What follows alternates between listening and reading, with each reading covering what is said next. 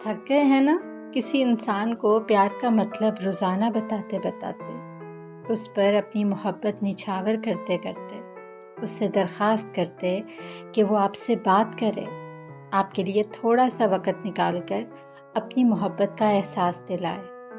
جیسے آپ اس سے بے مطلب پیار کرتے ہیں، وہی انداز آپ کو بھی اس کی موجودگی سے ملے۔ اگر آپ کے دل میں فیلنگز ایسی ہیں نا، تو آپ یہ بات جان لیں کہ آپ اپنی پوری کوشش کر چکے ہیں۔ یا تو وہ انسان آپ کی بات نہیں سمجھ رہا، یا پھر سمجھ کر بھی انجان بن رہا ہے۔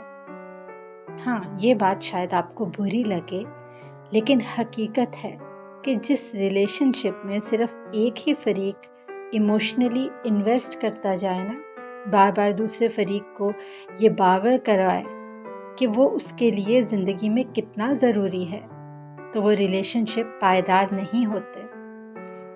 آسان الفاظ میں کہہ لیں کہ وہ انسان آپ کی محبت کا حقدار بھی نہیں ہے، کیونکہ جنہیں رشتوں کا مطلب پتہ ہوتا ہے نا، وہی ہمیشہ رشتے نبھانا جانتے ہیں، کیونکہ رشتے جذبات سے بنتے ہیں، زبردستی نہیں نبھتے۔ اس لیے کبھی بھی کسی کو بھی فورس نہیں کریں کہ وہ خود کو آپ کے ساتھ جوڑ کر رکھے۔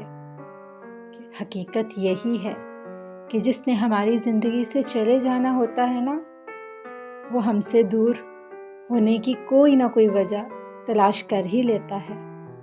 جتنی بار آپ یہ احساس دلائیں گے نا کہ آپ ان سے محبت کرتے ہیں، انہیں آپ کی محبت بھی کسی قفس کی مانند لگے گی، کیونکہ انہیں لگے گا کہ آپ کی وجہ سے ان کی آزادی ختم ہو گئی ہے۔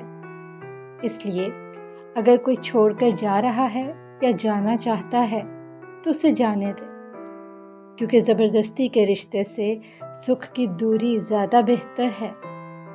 ہمیشہ یاد رکھنے کی بات ہے، چاہے پیار ہو یا پیسہ، آپ کا دل اور ظرف بڑا ہونا چاہیے۔ جس انسان کو آپ کی قدر نہ ہو، اس کے پیچھے اپنی قدر کم کرنے سے بہتر ہے کہ کچھ انتظار کر کے زندگی میں اللہ سے ایسے انسان کا ساتھ چاہیں جسے محبت کا مفہوم سمجھانا نہ پڑے۔ ایک ہیرے کی پہچان تو صرف جوہری کو ہی ہوتی ہے نا، یہ بات تو طے ہے۔